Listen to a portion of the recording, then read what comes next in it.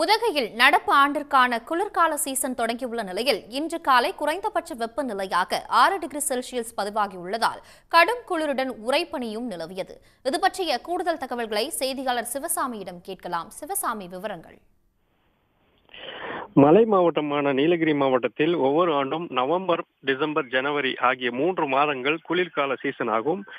கடந்த சில ஆண்டுகளாகவே குளிர்காலம் என்பது முன்னதாக அக்டோபர் மாதத்திலே தொடங்கியது. சில ஆண்டுகளில் அது டிசம்பர் மாதம் இறுதியில் தொடங்கியது. இதனால் காலநிலையில் பெரும் மாற்றம் ஏற்பட்டு வந்த நிலையில் இந்த ஆண்டு குறிப்பிட்ட காலத்தில் சரியாக தொடங்கி இருக்கிறது.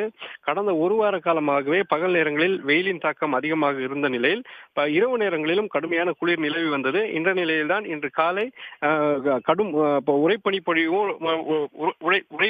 பொழிவுடன் கடும் குளிரும் நிலவி வருகிறது. இன்று காலை உதகை அரசு தாவரவியல் பூங்காவில் குறைந்தபட்ச வெப்பநிலையாக 6 டிகிரி செல்சியஸ் பதிவாகி இருக்கிறது. இதனால் பொதுமக்களின் இயல்பு வாழ்க்கை பாதிக்கப்பட்டிருக்கிறது.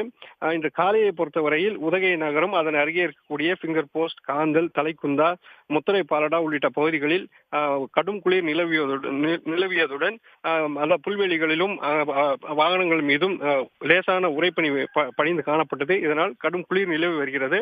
இனிவரும் காலங்களில் நாளுக்கு நாள் அதிகாலை நேரங்களில் இந்த குறைந்தபட்ச வெப்பநிலையானது குறைய தொடங்கி இன்னும் ஒரு வார காலத்தில் 0 டிகிரிக்கு வரும் என்று எதிர்பார்க்கப்படுகிறது. தற்போது குளிர்காலம் சரியான காலகட்டத்தில் தொடங்கி இருப்பது இந்த ஆண்டு விவசாயிகளுக்கும், அதாவது சாகுபடிக்கும் உகந்ததாக இருக்கும் என கூறப்படுகிறது. தற்போதைய நிலையை பொறுத்தவரையில் இனிவரும் நாட்களில் இந்த வெப்பநிலை குறைந்து கடும் குளிர் நிலவும் என்றும் பொதுமக்களின் இயல்பு வாழ்க்கை அதிகாலை நேரங்களில் பாதிக்கப்படும் என்றும் எதிர்பார்க்கப்படுகிறது.